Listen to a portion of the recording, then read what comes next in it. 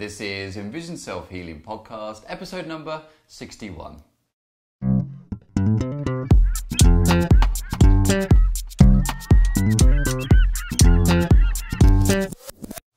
Hi, I'm Will Fuller. And I'm Richard Miller. And we're the co-creators of EnvisionSelfHealing.com and are dedicated in helping you improve your eyesight and quality of life by taking healing into your own hands. Now, if you haven't had a chance already, then don't forget to head over to the Envision Self-Healing website when you can get your hands on a free ebook that tells you 10 top tips on how you can start improving your eyesight in our modern day world. The topic of the week this week is causes of eye strain.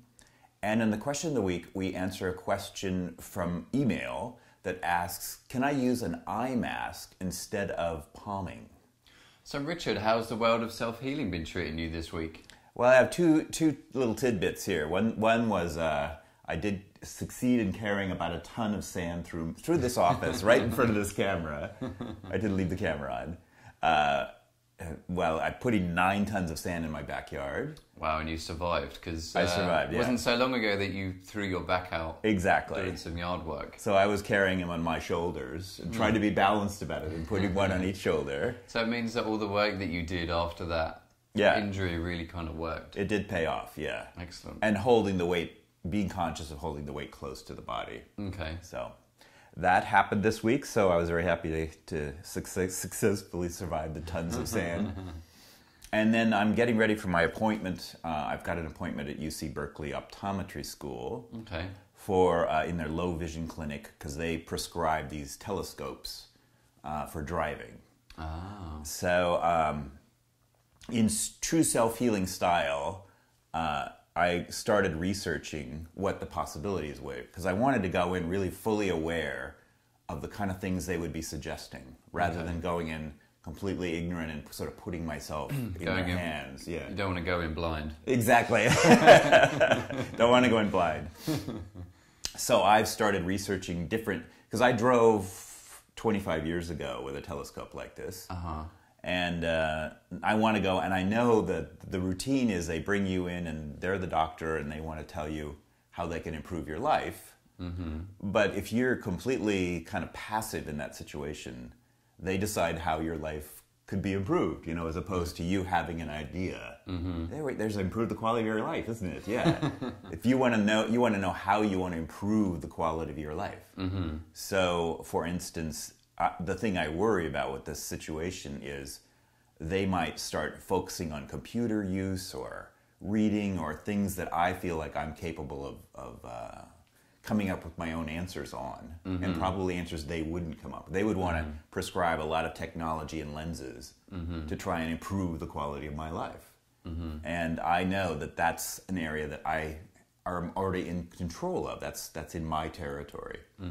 So I guess I'm going in sort of with a bit of a boundary of saying this is where I control my life, and this is where I'm asking for help. Right. So you can be a bit more specific, and you can direct the session a little bit more, instead of it kind of going off at a different tangent, and then you come out sort of feeling that what you originally went in for, you didn't necessarily get the answers. It's like, oh, they gave me some glasses for computers, but I can't drive still, or something like that, So there's that aspect, and then the final thing I was going to talk about is it's an interesting dilemma, and I'm a little open on this one. Is the telescopes they prescribed, when 25 years ago they were all one-eyed telescopes. You had a monocular telescope. And I think I said before, I worked with one of those for 7 years, using only my right eye to work. And now I'm really, in our mode, we're like balanced use of the eyes. So I'm really attracted to the systems that use both eyes. So I'm not creating an imbalance through driving. So. Yeah, I guess a good example is people like watchmakers, or somebody that uses those high magnified glasses, and a lot of the time you find a big imbalance there between the two eyes. Right. So that's how I'm preparing for this appointment. Right, and that's next week. So in our next podcast, you'll be able to tell us a little bit more how it went. Yeah. And if you found the low vision clinic. Yeah, useful. Yeah, I'm sure it will be useful on some level. I guess as a self-healing person, I'm always a little like, okay, I gotta keep my keep my boundaries, I guess is what I'm saying. Yeah, it's good. Yeah, it's good. And that's certainly that's why we always encourage people that it's important that you continue to go to the ophthalmologist and eye specialist on a regular basis. It's just a case of educating yourself a little bit more, so that you can kind of take control, I guess. Yeah, you have informed decisions, you know. Mm-hmm. Yeah, it's important. I mean, things like cataract surgery, for instance, where, you know, how severe is my cataract, and what, you know, those kinds of decisions are where there is a gray area where you can make a decision, and you may not even realize you're allowed that decision, you know. So anyway, yeah. So how was your week? Good. I guess a big thing for me this week is last week I went camping. Now it's coming into the camping season here in California. Now the weather's heating up, and I guess around the world now that the summer is upon, I guess, this side of the hemisphere. But one thing that I noticed, which was really interesting, is the first thing, how much I enjoy, how much my eyes enjoy kind of being out in that nature, and in particular I was finding at night times, once we kind of get the fire going and just sitting outside in the dark and just allowing my eyes to relax in that, and not necessarily have any stress around not being able to see in the dark, because a lot of the time with someone with retinitis pigmentosa or any peripheral conditions or night blindness issues, normally when you're in that area it's kind of anxious, you know, it's anxiety producing, stricken. So to be able to relax into that environment, which I think the peripheral vision exercises in the dark played a big part of that. Getting used to being in the dark again, something that since being a child I've always avoided and been told to avoid. So the first thing I noticed, sort of how relaxed my eyes could be in that environment, and how enjoyable that was. And indeed the next day, that when we went for a hike, to have more of a concept of the height of the trees and the width of being in the forests. And of course it's very hilly where we are, so to be able to appreciate the landscape a little bit more, have more of a sense of expansion, instead of just the smaller central area. And I think one thing that's so nice about it in that setting is that you've got the bright green trees and the bright blue California sky, just like I talked about a few weeks ago, that was when I really noticed a discrepancy there in my peripheral vision. And I think those colours, and I thought it was kind of interesting because that's those cone cell colours again, blue and green. Blue and green, yeah. And how you were saying about how the red cone cell was kind of the last one to evolve there. So it kind of makes sense to me why I would enjoy those colours and kind of really pick them up as being nice and bright. So, but in that evening time, it was a full moon, and my friend, he said to me, we were at the campfire, and the fire was dying out, and he was like, "You've got to come check out this big bright this big white moon, this immense full moon." But it involved sort of going down a path a little bit, and of course it was interesting for me because my first response was just to say no. And I just said the idea of me having to trek through some woods in the dark, I mean, it really wasn't that far, but it kind of brought up some anxiety, and I kind of thought, well, I don't want to do that. And he kind of kept on it, and it was interesting. This guy really highlighted to me how common sense this work is, the self-healing and the eye exercises. He's an accountant, and he knows about my retinitis pigmentosa, and he said, "But surely this is really good for your eyes." Oh no, he's taking it on too. So this is an accountant telling a natural vision improvement therapist, practitioner, coach, that he should go on this walk out into the dark and actually switch my headlamp off and to spend some time in the dark in order to help exercise and strengthen my eyes. So of course I then had to go after that. So we did it, and it really wasn't that far, and of course I just had the headlamp, and when I got there it was just amazing, just this bright full moon, and he said, "So what can you see?" And I was like, "Well, I can kind of see the tops of the trees," and he was like, "Wow, that's amazing," because obviously his concept of night blindness, and he said, can you see kind of the mist and the fog coming through the trees and the hills? And I said, yeah, I can see that. And again, he was just, you know, he's like, wow, I can't believe you've seen that. He was like, that's all I can see. Right, yeah. And I guess it really highlights when you have these conditions, especially if it's from birth, you kind of have this anticipation or perception of what good periphery is. So anyway, I kind of really enjoyed that. It was a nice little lesson there for me. And again, it highlighted, even though I spend my days educating people about using their eyes and using what's weak, and that still in myself there's still that anxiety there, and it's easier just to sit and not go and test yourself or not try and, you know, exercise your eyes that little bit more and let that anxiety kind of take you over a little bit. So anyway, looking forward to plenty more camping experiences and spending some more time out in the dark, because it really does help my eyes. Okay, great. Well, I think that's a good time to move on to topic of the week.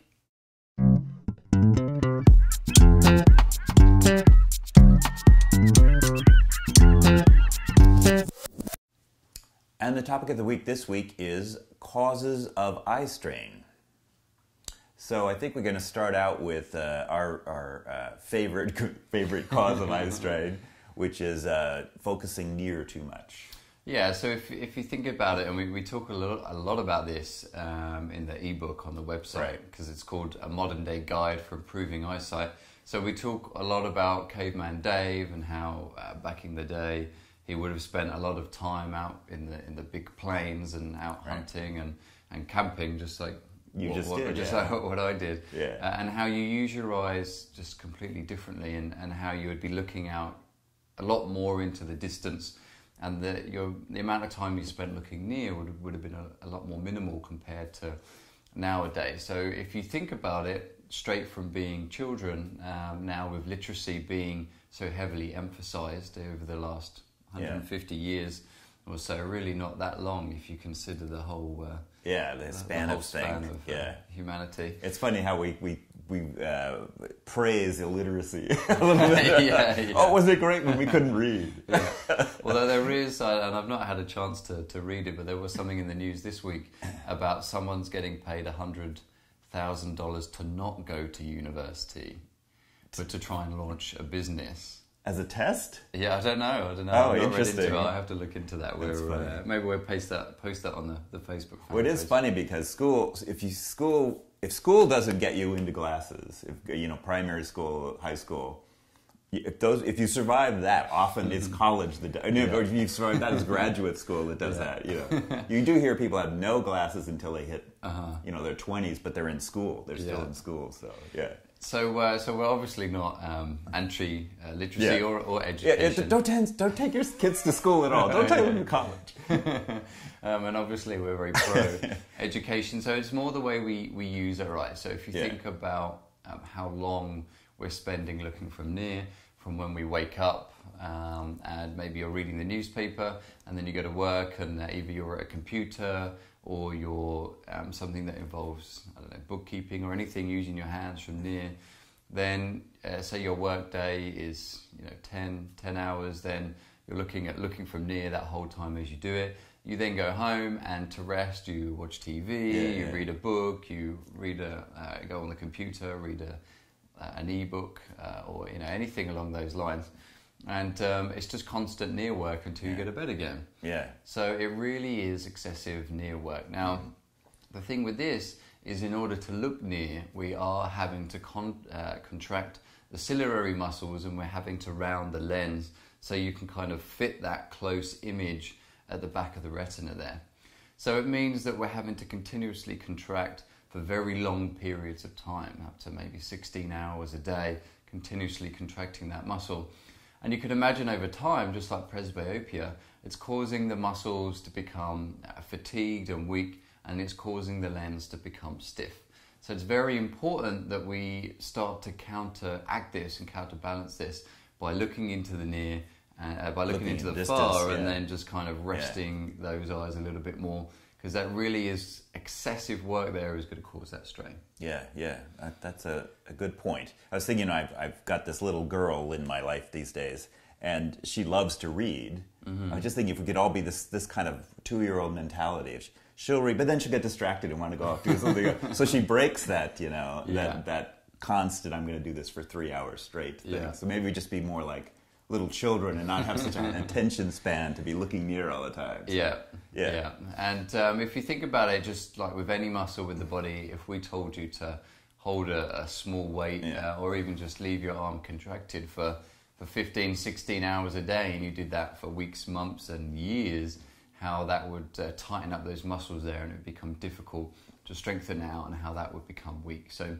very similar there, and we're going to be spending a lot more time talking about how excessive near work really does have a hindrance on our eyes. And I think we've talked previously about how studies now, they're starting to clue in on this as well, and how you need to start spending more time looking into the distance, and how it is causing myopia, how a big jump, for example, a recent study in Asia, that only 20 years ago, 20% of school leavers have myopia, and now it's 90%. So they're really struggling to just have genetics to justify that excessive near work and causing that strain.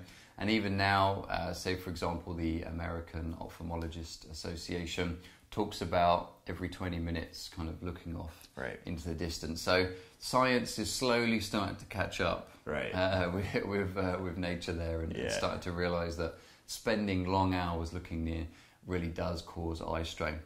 Now, I guess one aspect of that, of looking near, but is also a cause of eye strain, is staring. Oh, right. Yeah. And so we're in front of the computer, and as we said, just this time spent in front of the computers being from near, that's a problem. But then another thing we do is we start staring, and staring really consists of not blinking and not moving your eyes around a lot in the whole perspective, in your whole field of view. So when you're not blinking, the eyes are drying out, and that's bad for the health of the eyes. And you do this to concentrate, that not blinking is one of the functions that our brain comes up with for concentrating. Yeah, it's very similar to the fight or flight response. If you see a lion or a tiger, then or anything scary, then obviously if you start blinking rapidly, then that's going to affect your response to defend yourself, to either fight or flight. So by the sympathetic response is to have the eyes wide open, so that you can then adapt and figure out what you're going to do in your environment. Now, even though you're not necessarily facing a lion, it's still a survival mechanism. And of course, it's on a very lower level unless you get stressed, and then it's obviously a higher level. But there's that kind of low basal level of keeping the eyes open in order to take in that information. And you're meant to be blinking around 15 to 20 times a minute is kind of the average. But the average person in our modern day is about half of that, and then when you're reading or in front of a computer, it's half that again, so really only about 5 times a minute. So we're not getting that refreshing blink that Richard was talking about there, rejuvenating the eyes, refreshing the eyes. And also it's just causing you to strain by just staring forward. Anyone that tries to just sit without blinking and purposely try and not blink for a minute, you can kind of feel that it causes strain there. And then, of course, the facial muscles try to start and get involved in that as well. And I guess that takes us on to the third, one of the third main causes of eye strain is the inability to adapt to sunlight. And the reason why we bring up the facial muscles in this context is it's pretty simple. When you're in a movie theater and you go outside and your eyes are having trouble adjusting, well, actually, one of the things you should be instinctively doing is blinking, which is a good response. But the other thing we do is we squint. We sort of tighten up the muscles around the eyes, and we squint to sort of create the effect of a pupil, of your pupil constricting to shield out more light. So instead of using your pupil, you're using your facial muscles to squint and try and cut out more light. And it kind of makes sense if you're spending so much time indoors and avoiding the sunlight, and even if you are outdoors, you're wearing sunglasses, then you're not allowing those muscles to strengthen, and they're going to become weakened over time. So that when you are outdoors in that sunlight, then the muscles there just aren't used to it, so they're not going to be able to work as well as they are. So what happens is your face is trying to adapt for that as well. I also feel like there's a psychological aspect to it as well now, because people are reading all the time about the bad effects of the sun and how the sun is so bright and you've got to cover your eyes and all the rest of it. Because even on a short-term basis, when people that we work with and they've worn sunglasses for the best portion of their life, that maybe after only a session or so, they can easily go outside without wearing their sunglasses. Well, and they would say, I put on my glasses to get rid of strain, because they're basically substituting for their pupils that aren't functioning at that point. But as soon as you get your pupils functioning better, then the pupils take away the need for the sunglasses and the need for squinting. So anyway, that's our squinting. And the other part of squinting is often people will squint to see more clearly. And that's, again, you know, there's dysfunction going on in their visual system. They did some other things like shifting. They wouldn't need to start using their facial muscles to create, again, they're trying to create a smaller pupil, which will create more sharpness.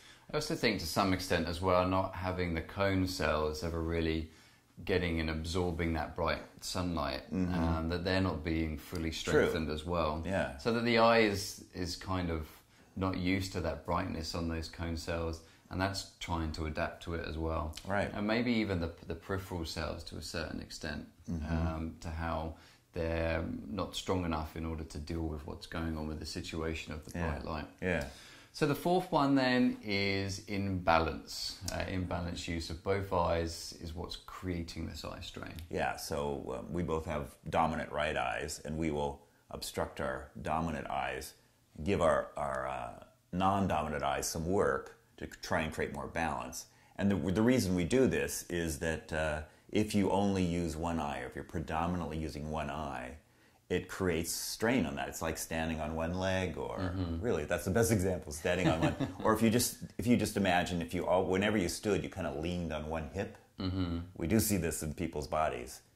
That's creating strain on that leg. Or let's say you injured one leg, and then you're constantly using the other leg. Yeah.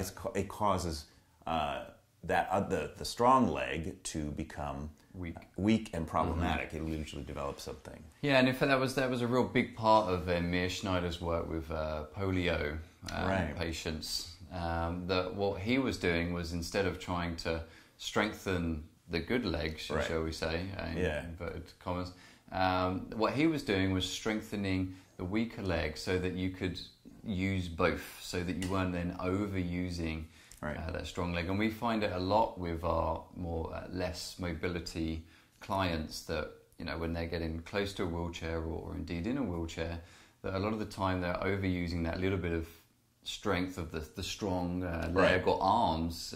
They move from their legs to their arms, that they then overuse that and then cause secondary problems from that. So it's exactly the same principle with the eyes, that we want to use both eyes equally. Now, let's say Richard and I would say lucky, but our dominant eyes are also our clearer eyes. So if somebody might be overusing one eye just because it's their clearer eye, maybe they've got a condition, cataracts, macular degeneration, floaters, you know, really the list is endless. You've got poorer vision in one eye, and the brain favours what's strong, so then you just start not using that.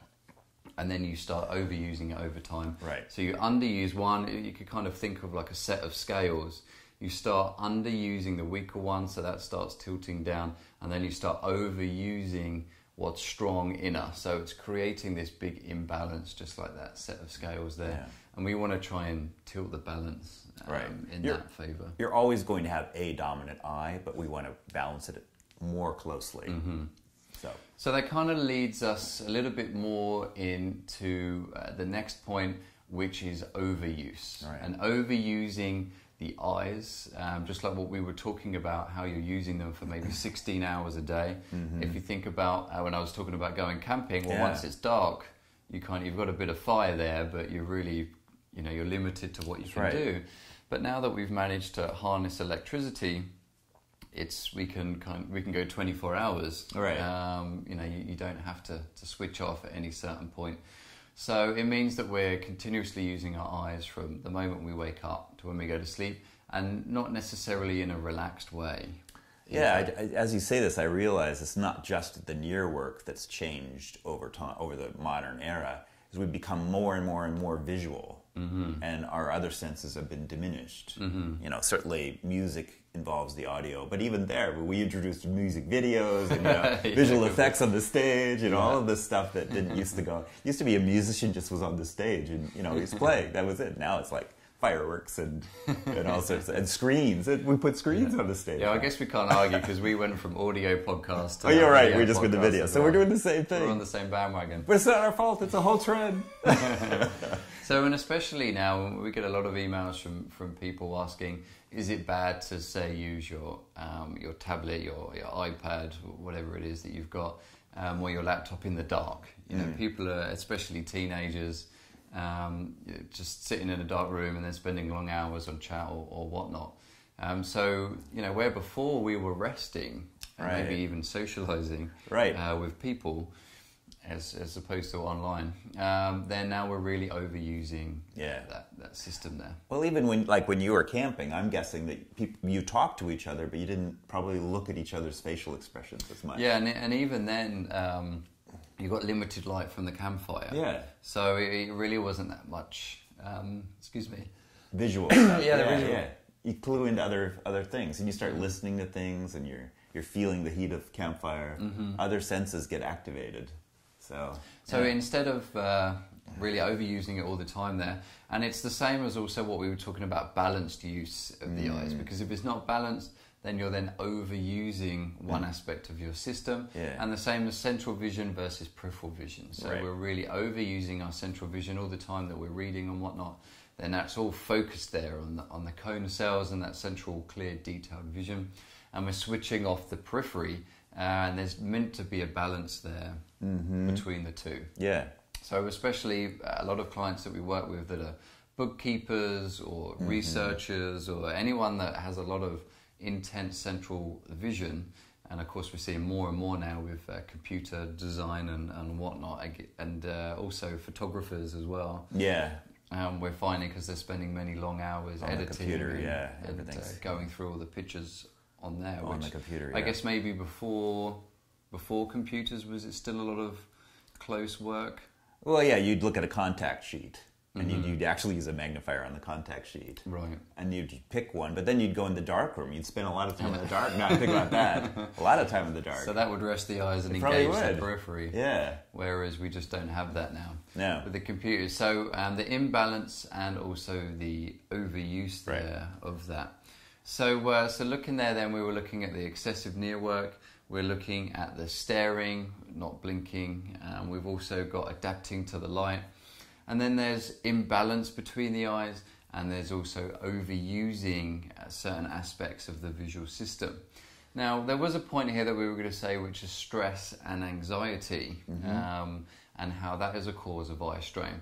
But everything that we've just talked about previously, stress and anxiety tends to exacerbate, and push us to do everything that we talked about a little bit more. So we kind of moved it and separated it a little bit at the end there. Because you could say that stress and anxiety causes eye strain, but what we're saying more there is that stress and anxiety triggers this fight or flight response. Yeah. And it makes us, if you think about it, and for ourselves, we're true to this as well, that when we've got a deadline and we've really got to get some work done, just to obstruct the stronger eye and then to try and use it's weaker and things are slower and it's a little bit more difficult. And then you need to take a rest and work the periphery. When you're stressed, you've got a deadline, you've got to get stuff done, then you just switch off. Yep. It's like, I'll do that later. I don't have time right now. Yeah. We know that, yes. From everything. So it's not necessarily that there's the direct of I'm stressed and then that causes eye strain. Well, I do think that sometimes you could just have someone really stressed out that causes a vision condition. We've seen that. It's hard to directly connect, but wow, they had all this stress and now they have this vision condition.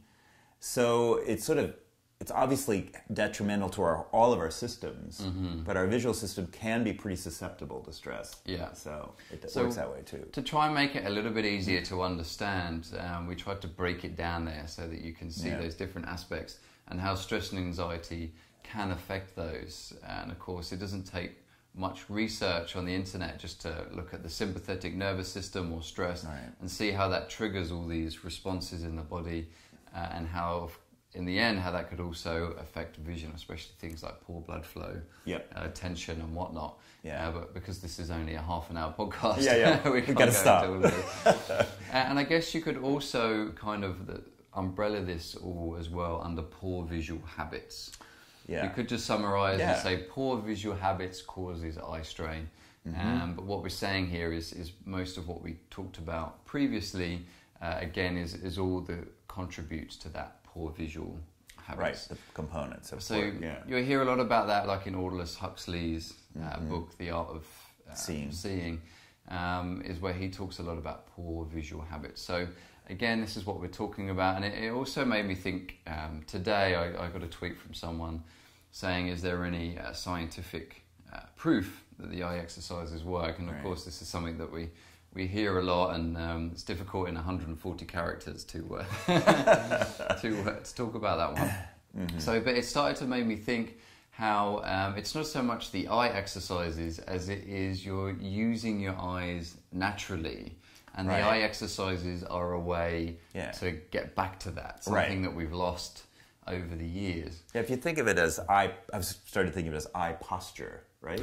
So this is your church, you have poor eye posture, and now you're trying to create good eye posture. So you do these exercises to reestablish good eye posture. And then once you've reestablished it, it can kind of take over and continue. So I kind of enjoyed that because it was a bit of a shift, and it's probably easier for people to understand a little bit more, and people are less likely to be like, what exercise do I have to do? I can only do one exercise. What exercise can I do to cure my vision? And it's not about that. It's about when we use our eyes naturally, that's where we have our best clear vision, and that's how we can strengthen our eyes when we learn to utilize what the eye does naturally. So a little bit off topic there, but I just it was interesting that just came through in this morning. And it kind of summarizes a bit more about the eye strain, that if you use your eyes naturally, then you can certainly avoid eye strain. And then the eye exercises are kind of on top that we'll talk about later on, in order to then overcome it, or indeed prevent it, just to help you use your eyes naturally that little bit more. Okay, great. Well, I think that's a good time to move on to question of the week.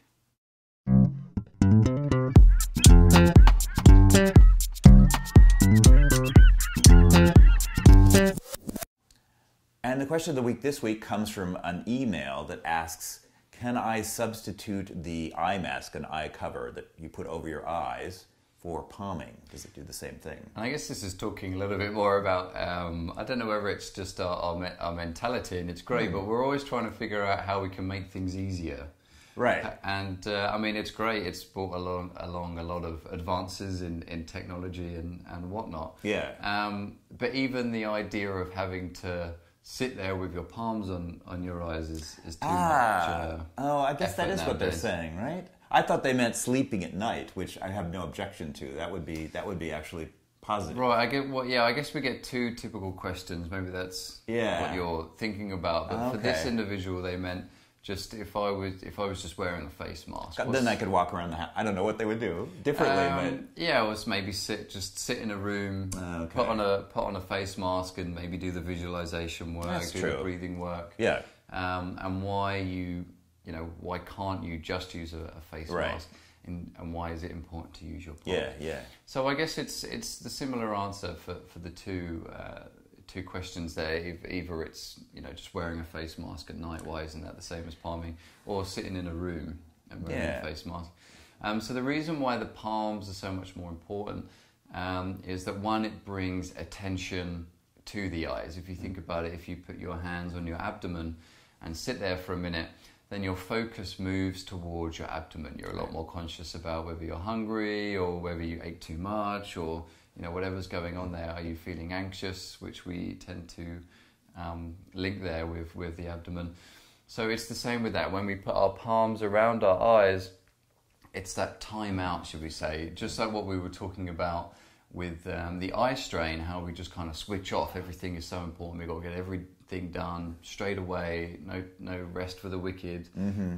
So when you put your palms over your eyes, It's kind of that time out. It allows you to bring that focus to your eyes and kind of build that relationship that we've lost along the way. And it also allows us to listen to what our eyes are telling us. Are they strained? Do you need to palm for a little bit longer? Maybe they're feeling tired, so you decide to not read. Maybe you decide to listen to an audiobook that evening instead of overusing them again and working them. Mm-hmm. So the palms there really give us that extra focus. And now I'll get into the more woo-woo part of it, which is if you imagine when you go to a massage therapist and you get a good massage, mm-hmm. we could reduce it all scientifically to they're pushing on the right muscles with the right pressure. We could, mm-hmm. and then you might create a robot that did the same thing, you know. That's true, or a massage chair. Or a massage chair. There you go, a massage chair would be even easier. So what's the difference between a massage chair and having a masseuse? There we go, same thing. It's like, well, the power of the hand, the human touch, mm-hmm. is different. And we can't scientifically tell you it's doing XXXX, but we know that it's different. So your touch is like a massage therapist touching your body. It's putting it onto that area, and we believe it's drawing away. Like when we do it, and you've got tired eyes, you could start to feel heat come off your eyes, mm-hmm. things like this. That I think the hands are actually drawing some of that mm-hmm. out. Well, myself, I've studied Reiki quite a bit, and even when I used to do Tai Chi growing up, I remember even in that as a martial art, they talked about the energy there and in the hand, so I was exposed to that very young. So I certainly and noticed and started linking that some of the Reiki techniques are the same as palming, putting mm-hmm. the hands up. So you can really start to tune into that energy there of the hands, and maybe if energy is too much for you or chi is too much, then you could just think of it as electricity, because that's what we're always running through the body, that connection of electricity there. So you're getting the healing benefits of the hands as well, along with the attention. So that's certainly why we prefer hands over the face masks. I guess on a side note there, face masks also could be a little bit tight, and you're putting a bit too much pressure over the eyes, whereas your palms, you can kind of cave out there. True. So I've always had trouble finding a face mask for sleeping mm-hmm. that didn't bother me because of the pressure on my eyes. And I suppose also, if it's kind of the sleeping side of things, is that you don't have that conscious relaxation. It needs to be kind of like meditation. What's the difference between meditation and sleeping? Right. You're just switching off. But it's having that conscious effort. I think Aldous Huxley calls it dynamic resting. So you're consciously resting the eyes instead of just allowing it just sort of vegging out. Resting.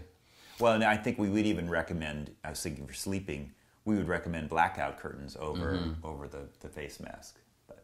We're not, and then I guess we would also say there's nothing harmful about those face masks as long as they're not cutting off circulation. So. Yeah, I'm putting too much pressure, and they're probably better than sleeping in a lit room, mm-hmm. or something like that. And we did when we were in Brazil. Some of the practitioners in there came up with the great idea to put kind of material fabric over the back of the hands. So that's kind of like a face mask, but you're using your hands first, and then that covering behind it. Yeah. Okay, great. Well, we hope you enjoyed this week's podcast. If you want a lot more information on eye exercises and how you can start improving your eyesight naturally, then head over to our website at envisionselfhealing.com. If you want to access some of the exercises, just go to the exercise tab. And if you have a specific condition that you want to start finding out about which eye exercises are good for you, we've done a lot of the work over there for you so that you could just start working with the eye exercises straight away and start seeing some of the great benefits that natural vision improvement has to offer. You can also get your hands on the free ebook, which is going to give you 10 top tips on some basic fundamentals on how the eye exercises can help you and which ones can start working at this imbalance and this poor visual habits that we've managed to acquire here in our modern day lives. You can check us out on our Facebook fan page just by searching for Envision Self Healing in Facebook, and you could also look Richard and I up on our Twitter accounts.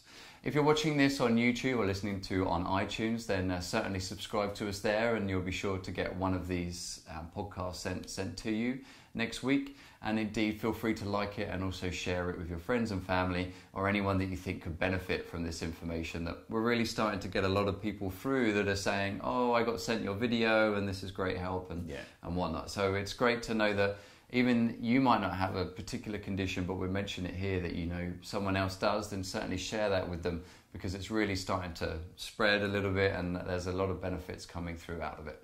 Yep. Okay, great. Well, good luck with your eye exercises this week and happy healing. And have a good week.